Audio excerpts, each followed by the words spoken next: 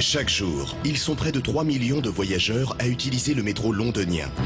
Un réseau immense construit sur d'anciens cimetières, des fosses communes, des cryptes oubliées. La plupart des passagers ignorent ce sombre passé.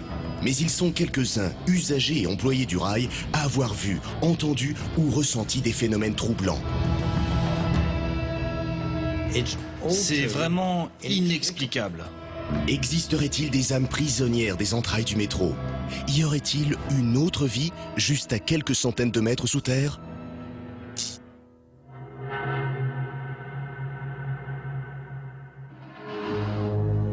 La nuit, le métro est fermé au public.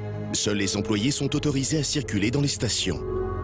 Une nuit, sur le quai de la station Liverpool Street, un surveillant voit apparaître sur ses écrans de contrôle la présence anormale d'un homme vêtu de blanc.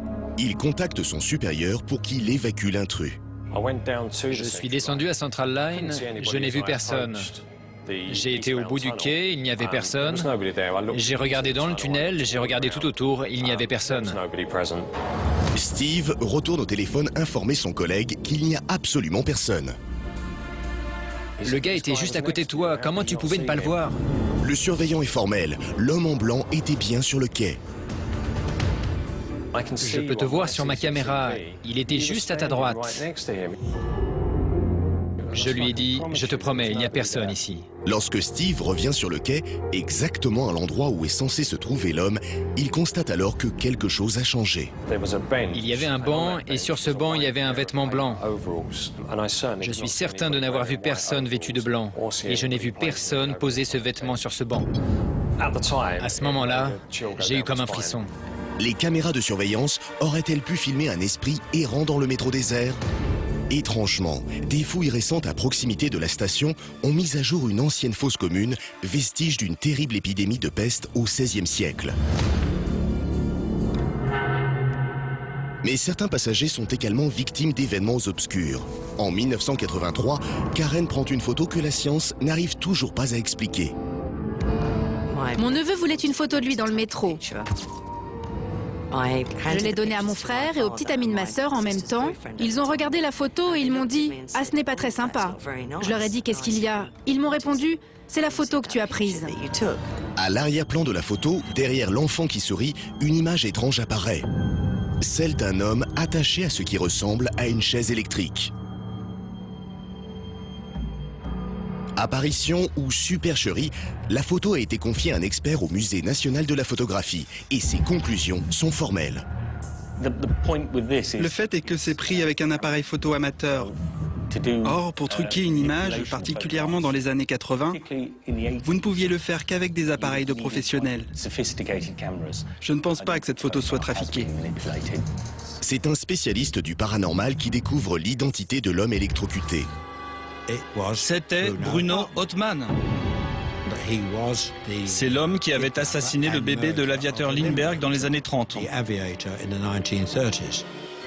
Aujourd'hui, une statue de cire le représentant sur sa chaise électrique se trouve dans la chambre des horreurs de Madame Tussaud. Et pour en avoir le cœur net, Karen Collette se rend dans le fameux musée de personnages en cire. Ce qui m'a choqué, c'est que ma photo est absolument identique. Des boutons, les courroies, les mains agrippées sur la chaise. De son côté, le musée a toujours démenti avoir utilisé la statue dans une de leurs affiches. Le condamné n'a jamais cessé de clamer son innocence. Son apparition sur cette photo, 50 ans après son exécution, serait-elle un ultime message? Depuis ce jour, Karen, elle, n'a plus jamais emprunté le métro.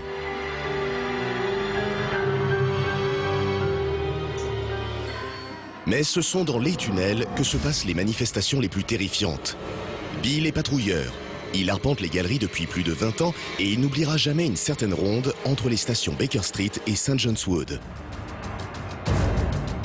J'ai vu les graviers bouger à quelques mètres. J'ai vu se dessiner des traces de pas. Et j'ai eu les poils qui se sont dressés. Et le phénomène a continué. Et au bout de 10 mètres, ça s'est arrêté. Bill retrouve alors un de ses collègues à qui il ne peut cacher sa frayeur. Et ce que cet homme lui raconte va lui glacer le sang. Il m'a dit, ne me dis pas que tu as vu des traces de pas dans les graviers. Je lui ai dit, mais comment le sais-tu? Il m'a répondu, tu n'es pas le premier à voir ça. On raconte qu'un patrouilleur qui travaillait dans cette partie du tunnel est mort là. Et que son fantôme patrouille toujours dans le tunnel parce qu'il ne sait pas qu'il est mort. Le tunnel serait-il maudit? Les archives vont révéler qu'au moins 5 employés de la maintenance ont été retrouvés morts dans cette partie du tunnel. À ce jour, aucun de ces décès n'a trouvé d'explication. Alors si vous allez à Londres et que vous prenez un ticket de métro, rappelez-vous ces histoires. Qui sait si, sur le quai, vous ne croiserez pas une de ces âmes perdues?